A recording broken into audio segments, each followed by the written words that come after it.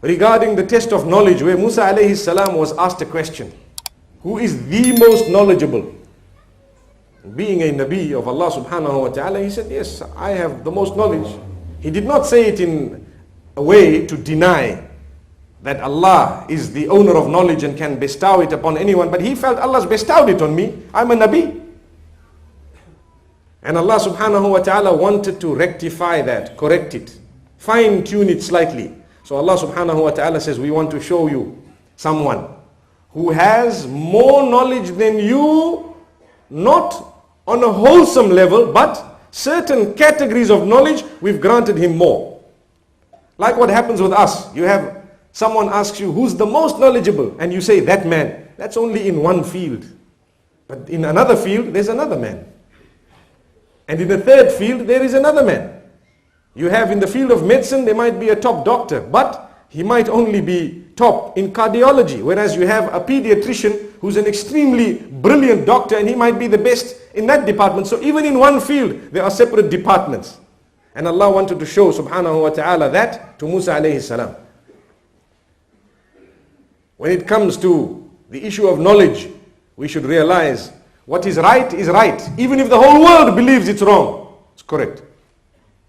When Islam has prohibited alcohol and intoxicants, it will be prohibited even if the world is saying, no, it's okay. When Islam and Allah has prohibited homosexuality, it will be prohibited even if the whole world believes that no, there's nothing wrong with it. It will be wrong. We should never ever allow that knowledge of ours to be contaminated. We need pristine, pure knowledge.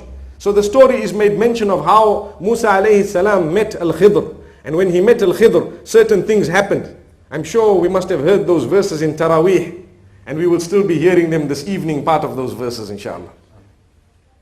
And I think we are moving in sync throughout Cape Town, inshallah, when it comes to the Taraweeh. So the lesson we learn from that is, always search for knowledge. Never think that I've arrived now, I know the most and I'm it. That's it. No. Search for knowledge, and over and above that, make sure it is pure, pristine, uncontaminated knowledge.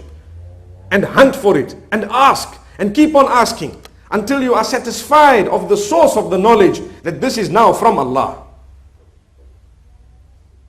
We must never be satisfied with the level of knowledge we have. Never. Al-ilmu bahrun la sahila lah. We've heard so many times, knowledge is an ocean that has no coast. So if we have sat at a coast, what we have is something that is not knowledge.